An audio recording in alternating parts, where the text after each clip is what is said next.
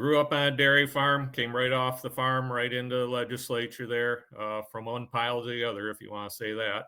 State Representative Jerry Neyer has one foot in the state house and the other back on a farm, so it makes sense that he has a pretty strong opinion about where his meat comes from. Whether it's pig, beef, or chicken, there, I like it where it comes where it comes off the farm. And it also makes sense that he could be found testifying in front of a House Agricultural Committee meeting about his proposed Michigan House Bill 4076, which he believes will set the ground rules for labeling something that isn't available on store shelves yet: cultivated, or what some call lab grown meat. People have a right to know whether their meat comes from the farm or comes from a petri dish.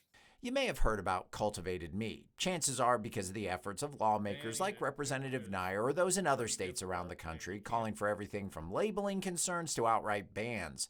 But how much do you really know about the actual product?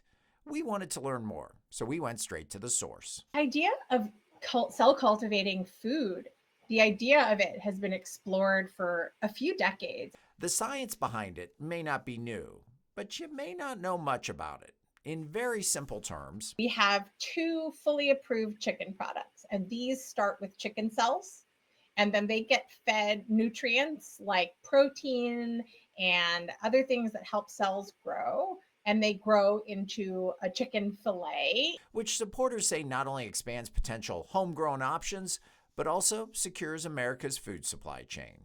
We had a major chicken shortage in the last year. This could basically mean that you could keep eating chicken when other means of growing chicken was being impacted. Increasing food resiliency and potentially lowering the environmental impact of larger scale traditional agriculture operations. Although not available on store shelves yet, Good Meat and Upside Foods have been approved to move forward with their efforts. Unlike other foods in the United States, not only the FDA, but the USDA also has oversight on cultivated meat. So it's twice as much oversight, twice as rigorous, twice as transparent. So scientifically, it can be done. Federal agencies have approved it. But will Americans eat it? Like 90% of people who try it cannot tell the difference. Can't tell the difference? Which brings us back to Michigan and Representative Neyer's labeling legislation, which addresses telling the difference at the store. This is sort of preemptive move in order to, when that does happen there, that we have the proper labeling in place nationwide to help make sure consumers know what they're buying.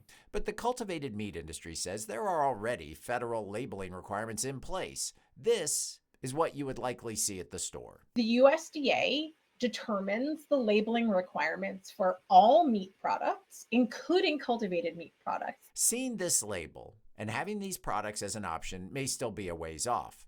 For some, it'll never be their choice. Banning it, is pretty difficult, and you can't take away people's choice. But they certainly need to know what's in that product that they're buying and what they are eating.